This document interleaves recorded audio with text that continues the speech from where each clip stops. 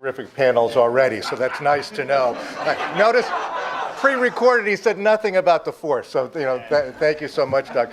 Let me quickly introduce the last panel, which I think is half of the Last Supper here. We crowded as many people in as we could. They saved the easiest question for last, which is, what are solutions to all of this? And they've given us 25 minutes and 6 people, so no problem whatsoever. Let me quickly introduce the panel. Neil Foote, who is president of the National Black Public Relations Society. Laura Kane, who's the Chief Communications Officer of the Public Relations Society of America, and she's looking at me to make sure I got it right. Thank you. Simon Newman, who is now the CEO and founder of CMG Innovation. Andy Farrow, the Vice President of Corporate Affairs at Mars, and also probably our favorite because he's responsible for bringing the great candy bars that are here over the corner. Notice how people are starting to get up and trying to make their way to the candy bars. So much for solutions. And then we have Kay Ann Schoeneman, and she is the Senior Vice President of Corporate Affairs at Ketchum, and of course, Doug Simon. So let me throw out the first question here, and although I've got individual questions for all of you, please feel free to jump in. Neil, tell us what it's like now as the president of the Black Public Relations Society. How is it different? How do you see issues today, and what are the greatest challenges? Challenges? Issues? Nah, nothing at all, right? We've talked about hyper-democracy, we talked about hyper-information and entertainment, and we're in this very hypersensitive world, right? Where image is so critical to what happens. How people perceive race, how people interact with others of different ethnicities, religions, are really becoming focal point, right? So whether it's taking a knee at a football game, whether it's happening to be living while black and feeling under siege, whether you're going to a Starbucks or a Target or simply walking down the street, part of this is kind of the narrative in which is a reality of the world we live in today. But I can tell you, as we've heard from some of our speakers today, that as an African American growing up in Brooklyn, New York, and living all around the country, that these are issues that have been part of our natural existence, from working in Miami and as a reporter at the Miami Herald and being pulled over after a late night party in Miami Shores just because I had 3 other black gentlemen in the car. These are realities of the existence in the world we have, so there's nothing surprising about that. So one of the big words of the day that I think is so important about the world in which we live is, how do we provide the context to everything that's going on in this world today? How do we provide the platforms for conversation? And then certainly what we're trying to do at the Black Public Relations Society is provide not only talent for agencies so that there's diversity in ethnicity, in race, and ideas around the table as we're shaping image and message, and that we're creating forums like this and many others around the world, in our communities, at our church, at our synagogue, at our mosque, wherever that is, to engage people in conversations in a civil sort of way that keep this conversation constantly in front of us. It's constantly in front of me every day. That's no surprise. So getting understanding and bringing people around the table to have that understanding is what I think all of us kind of have to take that responsibility. Neil, unfair question, but is it harder or is it easier to talk about race one-on-one now and in public communications than it was just a few years ago? Oh, absolutely. I think there's, I think we've identified this point earlier today as well, is that people are immediately have an opinion based on something that has happened or an experience that happened in their lives that was either positive or negative. And that can instantly frame the conversation either one-on-one or within a group, positively or negatively. Laura, you're head of the Public Relations Society of America, so since you have no challenges now, we'll just pass over you to, what are the great challenges that you're facing now, including everything from your name to your mission? Well, certainly there's the ability for false information to travel faster than it's ever traveled before. You have to manage so many more platforms than we've ever had before. And I think you don't get the benefit of the doubt of making an honest mistake anymore. Kind of when I started, you could make an honest mistake. There was time to correct it. You would say things like, everyone's doing it. Now people go, oh, really? Have you tested that? Have you surveyed people? How do you know everyone's doing it? And you go, oh, I'm sorry, that was hyperbole. I really just meant this is a trend. So you're hypersensitive to everything you say because somebody's going to question it. And that's a huge challenge, not to mention the actual challenge of fake and false news, because it's very hard once it's out there to correct it and bring it back. Simon, you have had a very interesting career, both in terms of what you're doing now, but also what you did recently. And I thought maybe you might give us some insight into what it's like to be a victim, what it's like to be gaslighted, maybe starting with what is gaslighting and what does it mean when it's not just ideas that are under attack, but individuals? Sure, thank you. Well, those of you who Googled me will know I was once the president of Mount St. Mary's, and I was targeted by, must have been multiple toxic narratives that accused me of all kinds of wrongdoing, such as kicking students out for struggling, trying to remove crucifixes from the campus, pushing pornography on students by offering HBO and other such nonsense. And this all went out into the public audience. So I probably had something like 300 to 400 newspaper articles written about me, all negative. Newspaper, national network news. And these were created by what I'd describe as a toxic narrative. The result of all that, by the way, if you want to know what it feels like, it's like having your character or soul or that part of you that you care about the most paraded around in front of people and covered in acid. But not quite that much fun.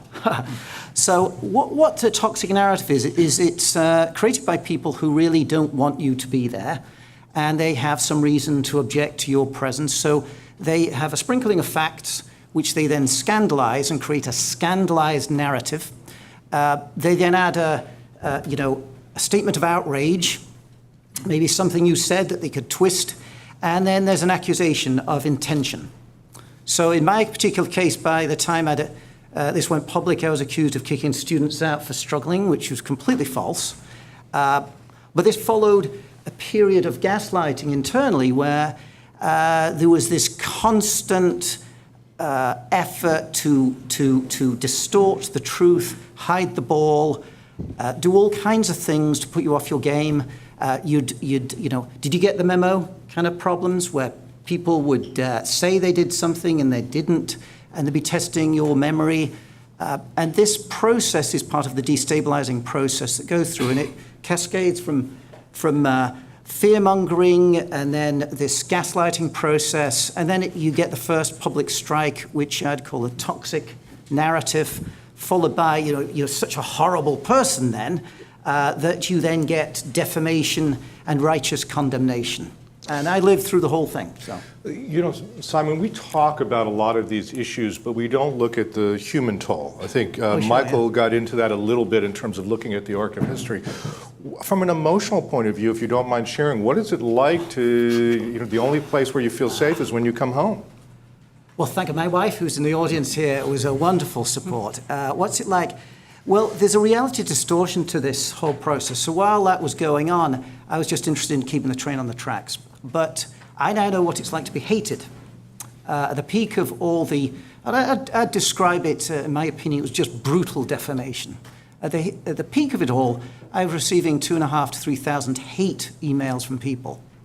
I was already guilty of all these ridiculous claims, and it was just a question of how bad the punishment should be. And it's tough, right? But it's like being irradiated with a near lethal dose. When it's happening, you're more interested in just working your way through it. But it really burns when you get to the end of it. I was actually fired as a result of all this. And then you actually read all this stuff. Then it does hurt a little bit, but you realize, you got to move on. So, Andy, before I get to you real quickly, Laura and Neil, are you finding having to deal with some of these issues with professionals on a more personal level now than you might have 5 years ago? So I would say, yeah. I mean, I think people feel very much under attack. You can say something, sort of back to that honest mistake that you really didn't mean and is taken completely out of context and suddenly appears in Twitter and people think how horrible it is, but yet if you had the full story and the whole context, you would understand that it wasn't.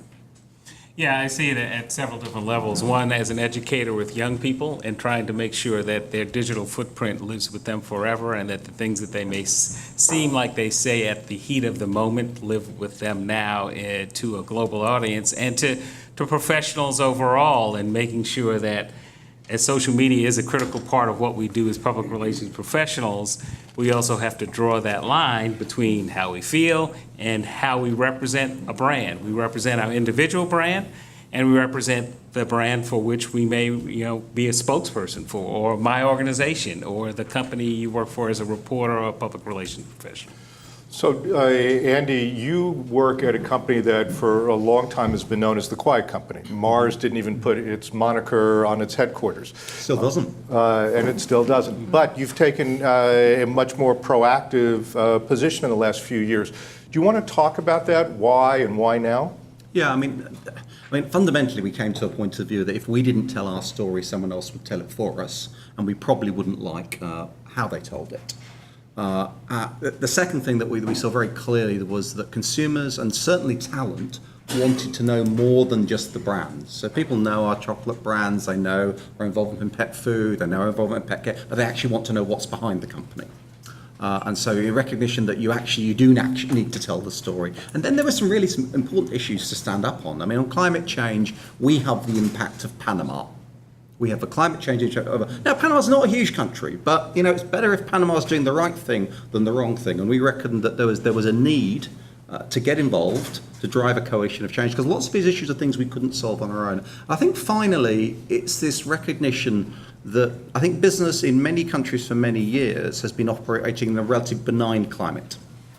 That broadly politics is moving in a direction that is positive and helpful for business. And I think that is no longer can be assumed. If you see what's happening on trade that's lifted more people out of poverty than anything in history, those are under challenge. It's not just here. I mean, as you can probably tell, I don't sound very American. I am in fact American, but they allowed me to keep my accent when I got the citizenship. But if you look right around the world, all these trends are happening in many, many different countries. And so you're going to have to get involved if you want to change things. A business used to get involved and change things. Business didn't always assume that climates would be neutral. I think the other thing is just the channels that we operate in. Social media means that you have to have a point of view. So when Donald Trump's son tweeted about Skittles and refugees, we had to respond. Within 60 minutes, we were getting calls asking whether we'd authorised it. We either had to respond or become the story. When we found that Google was placing some of our advertising through programmatic buys next to totally inappropriate content, we had to take a decision on Thanksgiving Day in an hour to pull all advertising from Google globally. You really have to get involved in conversation. So I actually think there are some advantages. The advantages is that speed matters. If you can respond quickly, then you will be listened to.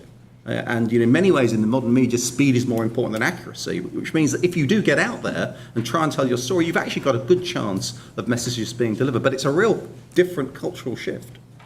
Andy, I just want to underline something here. For Mars, this is a radical transformation. Yeah. And I think what you're saying, though, is that there are no sidelines anymore. You didn't have a choice. Yeah, and there's lots of issues that we prepare for. We don't go chasing issues. We're not after issues marketing. But on pretty much any big issue that breaks, we'll have a point of view.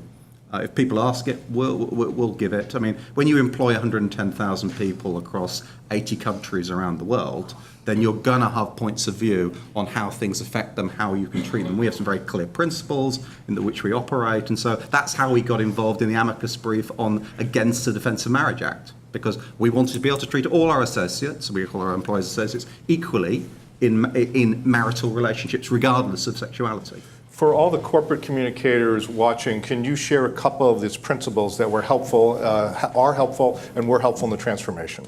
I mean, so the principles of the company, we have 5 principles. They've been codified, and they're around everything we do around equality, responsibility, efficiency, mutuality, and freedom. And mutuality is really, actually mutuality is about making sure you create a win-win for everyone. So those are core company values. I think just from a communications point of view, it was the idea that, you've got to tell your story, you've got to go out and tell it, and you've got to be strong and confident. And I actually think you can win.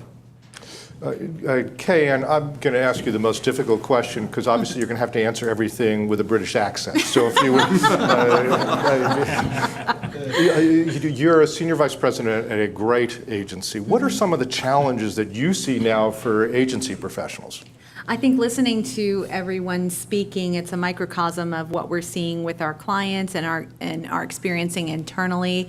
It's 2018. We've recently announced that we've changed and reorganized how we structure so that we're even more client-centric and putting the client at the middle of everything rather than being just geography-based and sector. Now we're sector-based so that we can bring that best talent forward. And the key to all of that is so that we can help clients that have challenges like what Andy is describing. How can you respond quickly at the speed of the news cycle, which is at a breakneck pace these days, and do it in a way that's authentic and reflects the mission and the values of your organization? And a lot of that is tied to preparedness. It's not that you're responding quickly because an inquiry comes in or you see something that's being driven by the news cycle. It's because you as an organization, and we serve as partners to our clients in doing this, have mapped out across the organization, what do we stand for? What are our principles, our missions, our values? And not just to push out externally, but as it relates to talent and recruiting and retaining the best talent. How can we make this a place where we feel proud to be? In addition to the bottom line, in addition to making sure we're serving our community. And that's a big ask. And in the past, it used to be more siloed. You would talk to, the public affairs team had a point of view, the brand team had a point of view, HR had a point of view. What we're doing now, and we're seeing our clients doing, and our agency has reflected that, is we have cross-function alignment so that everybody is talking to each other. They understand what's happening and what's being pushed out proactively, internally and externally, truly reflects your organization. How do you encourage that in organizations? Because historically, we want to stay with our silos. There's a real reluctance. How do you lead into that? How do you encourage so that people actually do it? Sometimes, and it varies by organization, sometimes you're starting with these individual conversations and workshops in different sectors or silos, if you will. Sometimes you're simply bringing the cross-function leaders together and you're starting that dialogue. When it happens most successfully is when you're working the equivalent of grassroots and grass tops. You're hearing from your employees and you understand and you have your finger on the pulse of what really matters to them, and you as the leaders who can affect change are marrying their needs with your mission and values and bringing that all together. So we work and help to bridge that. I just wanted to respond to two key phrases you said there about authenticity and preparedness. Because if we think about incidents involving race, gender, harassment, right? These cannot be responses that are knee-jerk or just, what do we do now, right? Right. These involve, one, representation of the culture of the company, that for Starbucks to respond as quickly as it did, there were several layers that started at the top, but also engaged a diverse board, that it has a diverse board of directors who I'm sure was quickly on the phone saying, here's our plan, guys. Remember we talked about this at the board meeting, A, B, and C, so that there is that sense of authenticity and that there's a prepared plan that says, here's how we're going to handle this and here's how we're going to move forward. I worked with a client where they were in a similar incident where one employee, they were in a food service business, one employee had a bad day with a customer, white employee, African-American customer, and it went viral instantly, right? And so that messaging as I advised the board of directors and the senior management was there, that message has to go not only from the top but all the way through. Absolutely. And if you're engaging PR firms or senior executives like those around the table here, you have to have that plan in place so that when it comes to communicating it, it's not It's not just a surprise. So true. It has to be disseminated. You can't just think externally. It has to be disseminated internally, and not just disseminated, crowdsourced, and what is really true, what reflects your organization. And that's where you see these successful, fast responses in these situations, and it mitigates and neutralizes the situation as well. Doug, so here we are, and I do want, Neil, if there's time, I want to get back to the Starbucks question, because I think that raises a lot of issues in terms of standards. But Doug, you have been politely allowing us to ignore you for the last 17 minutes, and we greatly appreciate that. It's been a relief, actually. So video has an outsized power today, both because it allows us to see other people in the way that words don't, but also because it dominates search so much more powerfully. Yeah.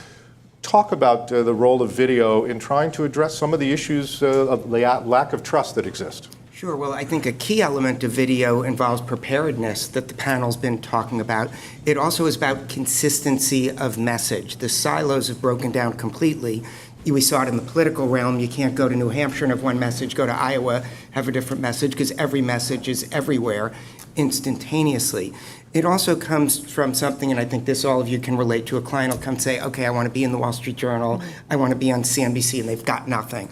And a point NECA made earlier, which I think is so important, is the importance of local, which is often overlooked. A key mistake that when Sarah Palin was trotted out as vice president, forgetting the politics, the communication, they held her aside and then let her do Katie Couric as her first interview. She was woefully unprepared for that. Instead, what they should have done is taken her to local markets where the local morning news anchors would have been thrilled to have a vice presidential candidate on. She would have gotten softball questions. She could have honed her messages. And I think from a CEO perspective, when you heard the stat before, you've got to try out in the minor leagues before you're ready for major leagues. And what we've got in this current environment is you're going to be thrust into the major leagues, whether you like it or not, and it won't be your own choice. So have you built up a platform of trust? Have you built up a platform of information? Have you tried to set an agenda and made that clear so you'll get the benefit of the doubt when an issue comes up? And maybe there'll still be haters out there, but you'll at least be able to get your message out and get it heard. Even if you look at something like this from a B2B perspective, I believe we have more than 1,000 people watching it online. How many business CEOs are taking their prospects and saying, let's get a panel together to talk about important issues addressing in our industry, that you get this one-on-one connection to use video that way?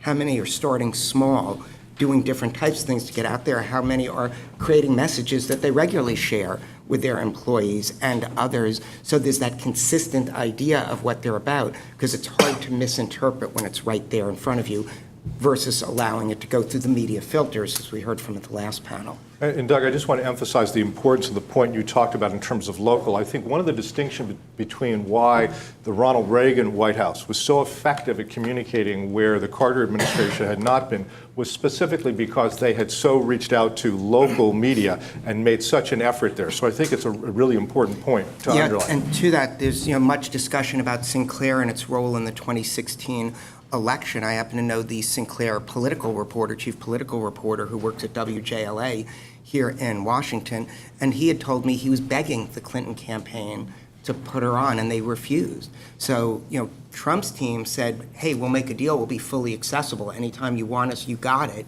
Her team was like, no way. And, she got shellacked there. That ended up being the margin of victory in key markets. So I think you really do have to pay attention. And, larger corporations have always focused, okay, we've got a plant in this market, we have to make sure we do something there. But there are lots of local markets where your product is purchased and used, and you have to be aware of getting that message out there. Video is clearly the dominant way to do that. So Doug, let's work backwards, and unfortunately we only have about 6 minutes and we have Sure. 6 people, but solutions. We've spent the afternoon talking about a great many of the challenges. What are some of the solutions you see for getting us back to higher levels of trust? I think we're actually already seeing it, and I guess I was cast as the optimist before, so I'll keep that going. And there are 2 parts to that. Businesses get it. They know who their customers are, and we've had periods of time in our country where the government and political process has been ahead of the business environment in decency. That's reversed, and now it's the businesses are leading in decency. Their employees are demanding they know what they want. So I think, that's a key part. The other thing, as I alluded to, is the younger people. If you spend any time at an event, and I was at a former neighbor's bat mitzvah, daughter's bat mitzvah, you hear these kids and what they're thinking and talk to them. They're just amazing. They're thoughtful, they're giving, they're caring. So I think the future, there's a lot of really positive things of young people getting engaged and demanding place. And any business that is half intelligent has to cater to that environment, because that's what's coming, or they'll be going nowhere. Okay, Ann? I think it's a build on what Doug's been talking about, and it's knowing your audience, or, if your customer, and whatever that means. And that's in a number of different ways. How do they consume information? How do they consume media and meet them there? What are their mission and values? Because when we talk about preparedness, there's a myriad of issues you can be prepared to talk about, but what does it make sense to actually talk about? You can have a position on gun control, you can have a position on marriage equality, but is that something that your audience cares about? And if it is, by all means, and it reflects the mission and values of your organization.